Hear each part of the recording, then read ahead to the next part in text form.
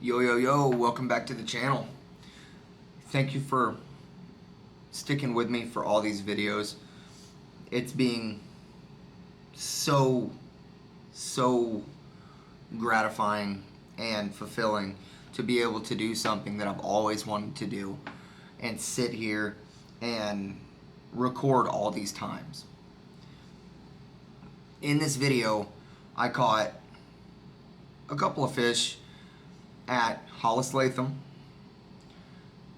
doing some techniques that I've done in the past and some stuff that I'm trying to work on.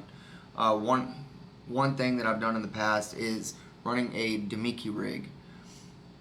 That's running essentially a swim bait head or a jig style head with a fluke style bait on it. Now, for me, I like running with the Crush City brand. For me, it has a little bit more action. It puts a little bit more vibration in the water, and the fish either love or can't stand it. Let me know in the comments what you think. Do they love it or do they hate it? Because for me, I have no idea. Because I'm not going to lie, sometimes whenever I'm throwing a buzz bait up at a bank and I hear it coming across, I would like to say that they can't stand it, and that's why they come up and eat it. But at the same time, if they come up and eat it, it could just mean they love it. Let me know in the comments. So, I fished so hard in this video, and weather conditions are just so bad right now. It is so hot. The fish are doing weird things in a sense of sometimes they're either on it and they're eating nonstop and super aggressive, or they don't want anything to do with anything that you have going on, and they just don't care. And this video was one of the ones where I had to work. I had to pull some ideas and strings to figure out how to get on these guys. Now, if you like the content, like and subscribe, and I'll let you get to the video.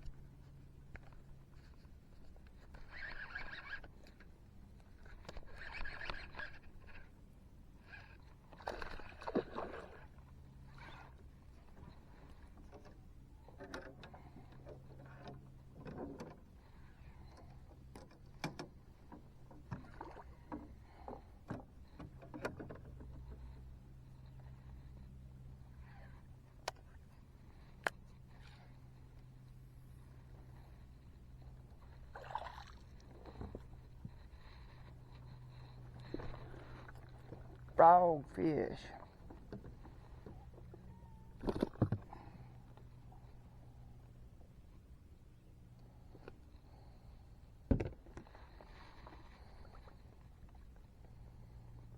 Not bad. Little jumpy jump.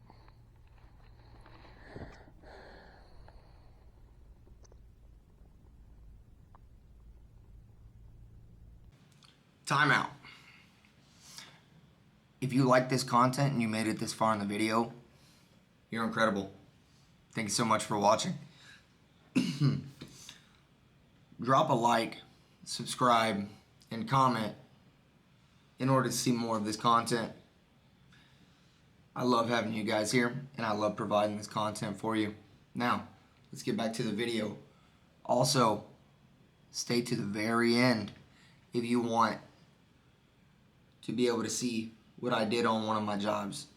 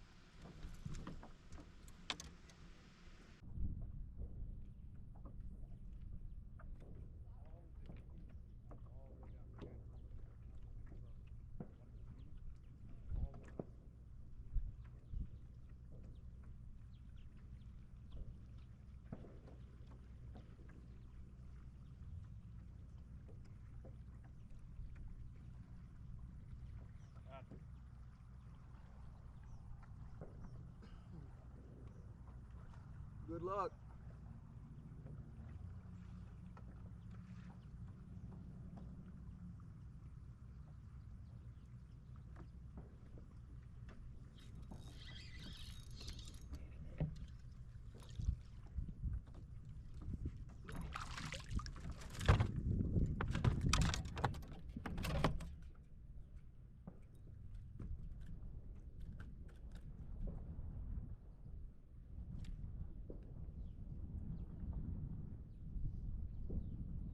Hey, so you know they're about 10 to 15 foot. They're at about the 10 to 15 foot range, so you know. Okay, thank you. No problem.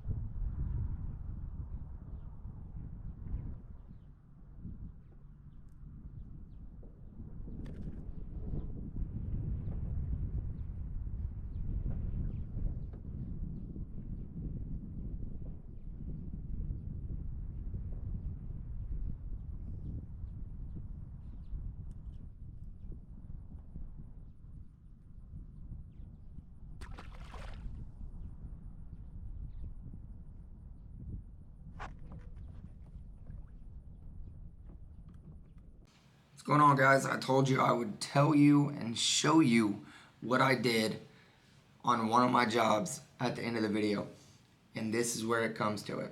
So I went on a job in Traverse City, Michigan. For one, I went there during Cherry Festival, and it was crazy. There were people everywhere. Really nice town. Found out, did you know that Traverse City is actually the cherry capital of the world? Not the US, but the world. That's insane. That is insane. But that aside, I found myself in Traverse City with some free time, so I went fishing, right? That's what I do. And I went to Elk Rapids, and was fishing below a dam that they have over there and above the dam that they have over there. Incredible fishing. Incredible. I caught a lot of fish. I caught way more fish than I took pictures of. Unfortunately, I don't have a video. I wish I had video of it. But I do have pictures, and continue watching and you'll be able to see the fish that I caught, and let me know what you think. Now, difference between largemouth and smallmouth. Ooh. Them smallies put up a fight. They are so aggressive, just big old footballs. I love it. I love it. So, let's play these pictures and let me know what you think.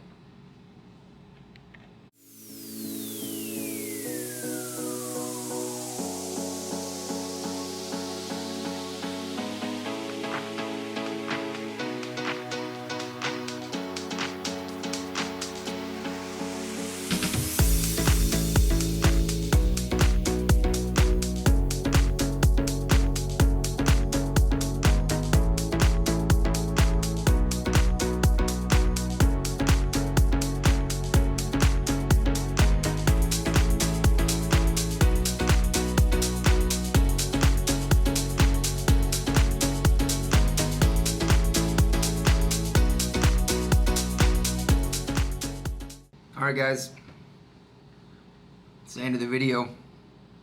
What'd you think about those smallmouth? So those were smallmouth and rock bass.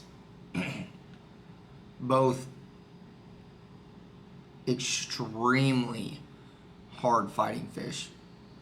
That water was crystal clear. Every single one of these fish I caught off of a drop shot. And it is this particular bait that I did it with. It is a Yum in a morning dawn color. It's a little bit of a weird bait.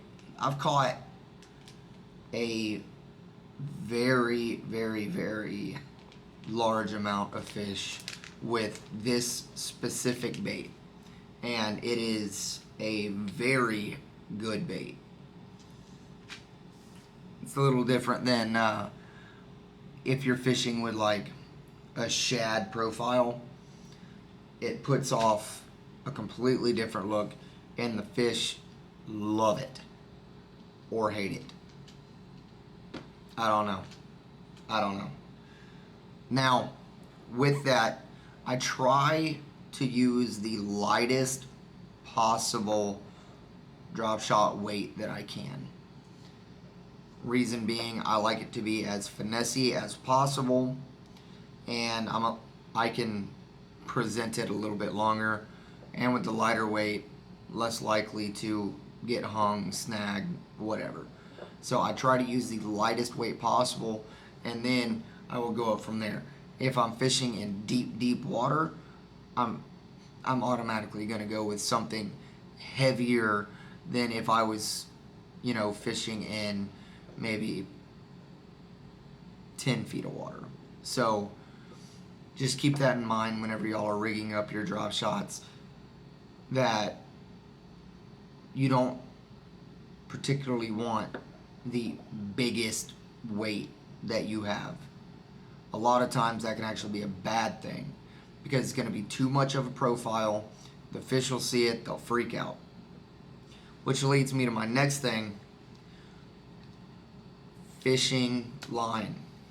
What line do I use? In what instances do I use certain line over other line? Me personally, I run, for my drop shot rod, I run like 10 to 12 pound braid on my rod, and then I will go a fluorocarbon leader. Now, with this fluorocarbon leader, there's a lot of different ways to go about it, and there's a lot of different brands. Me, I'm not exactly made of money, so I buy what I can when I can. And these two right here that I have are Berkeley. One is a Vanish line and one is a Trilene. Both very, very good lines. I have nothing but, good good comments whenever it comes to these lines, and I've caught a lot of fish with them. Now, when you're fishing more brackish water, you can get away with a bigger line. Whenever you're running finesse style baits, keep in mind you're going to want something a little lighter, so that way it's more finessey.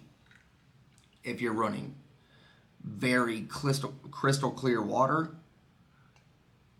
and the fish aren't biting, there's fish, you can see the fish, they can probably see your line. Change the test you're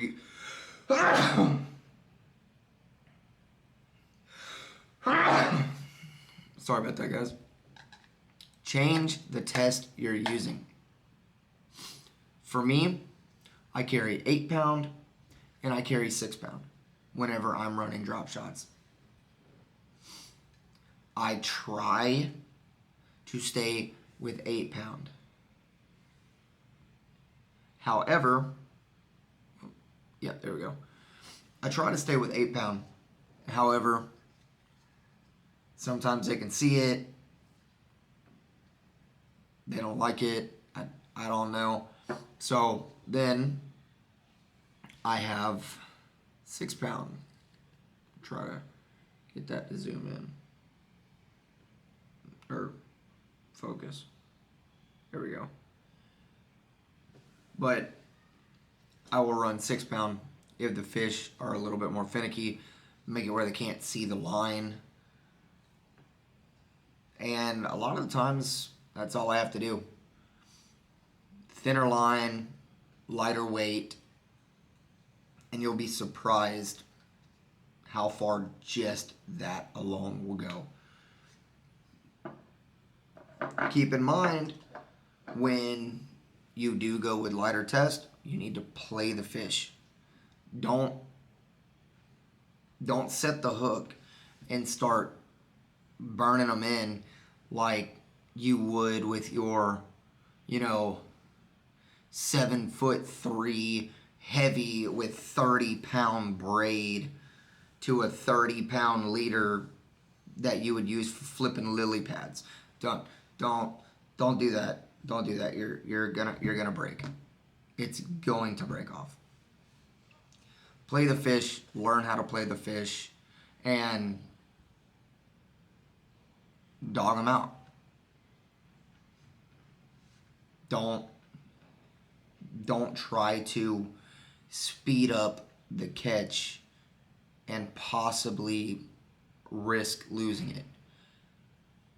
One of the biggest things that I learned and that my dad has told me in the past is it is better to slow down and do it right than try to hurry up, become impatient. Your technique will go out the window and possibly lose a fish. Think of it in a tournament standpoint. Yes, I do understand in a tournament you are on the clock, pressure builds up, you have to get them in, you have to get that fish weighed.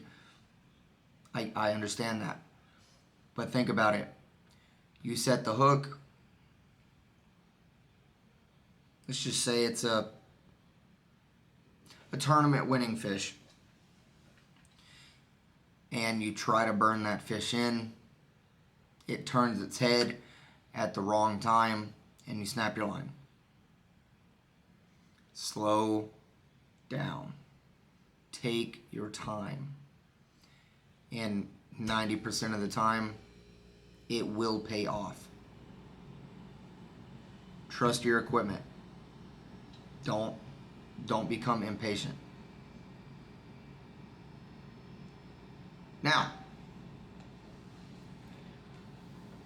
if you like this video, drop a like and subscribe.